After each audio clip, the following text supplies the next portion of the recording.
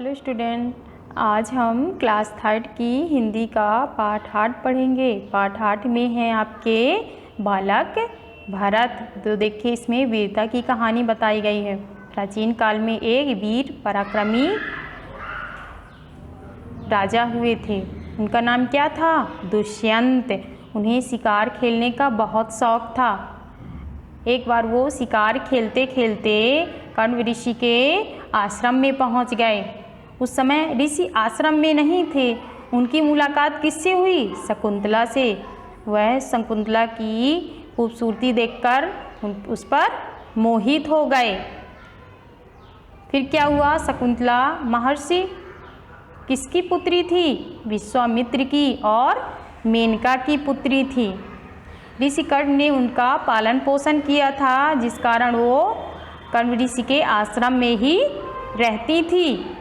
राजा दुष्यंत ने क्या किया? शकुंतला से विवाह कर लिया और अपने विवाह की निशानी के रूप में उन्हें एक अंगूठी भेंट में देकर गए थे। कुछ दिन रहकर वह राजा ने शकुंतला से विदा ले ली। वो चले गए। कुछ दिन रहे, फिर वो चले गए। कुछ दिन बाद जब कण्व ऋषि वापस आए और उन्हें ये सब बारे में पता चला, तब वो बहुत खुश हुए और अपने 2 शिष्यों के साथ वे दुष्यंत के पास उनको शकुंतला को भेजा, है ना। 2 शिष्यों के साथ शकुंतला को दुष्यंत के पास भेजा। जब वो दुष्यंत के पास गई तो क्या था कि उन्हें श्राप था। दुष्यंत को श्राप के कारण वो अंगूठी तो पहनी नहीं। उनकी अंगूठी क्या हो गई थी? शकुंतला की गुम गई थी। और दुर्वासा ऋषि के श्राप से उन्हें क्या हो गए थे? भूल गए थे कि वो शकुंतला से विवाह कर चुके हैं। अगर निशानी देखते तो उनकी याददाश्त वापस आ जाती। और क्या हुआ? शकुंतला की अंगूठी गुम गई थी, तो वह उन्हें पहचानने से इनकार कर दिए। तब क्या हुआ? शकुंतला निराश हो गई और वन में ही आश्रम बनाकर रहने लगी। लेकिन कण्व ऋषि के आश्रम में नहीं गई। वह लौटकर नहीं गई, वन में ही आश्रम बनाकर रहने लगी। कुछ महीनों के बाद शकुंतला ने भरत को जन्म दिया। वो गर्भवती थी। उन्होंने भरत को जन्म दिया। भरत बचपन से ही बहादुर था।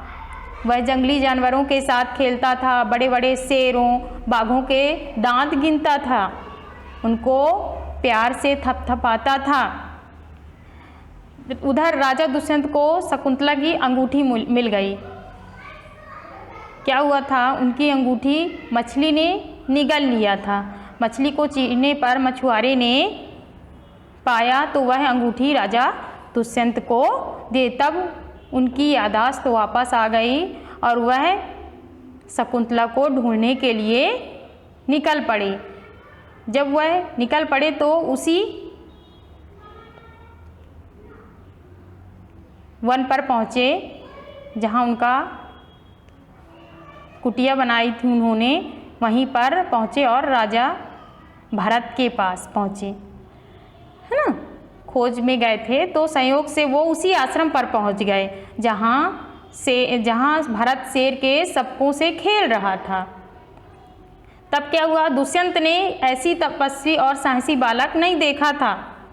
वो वीर बालक के पास गए और उसका परिचय पूछा तो बालक ने क्या कहा? माँ का नाम बताया और उन्होंने कहा, पिता का नाम पूछने पर कहा, क्या कहा? पिता के नाम की आवश्यकता नहीं है उन्हें।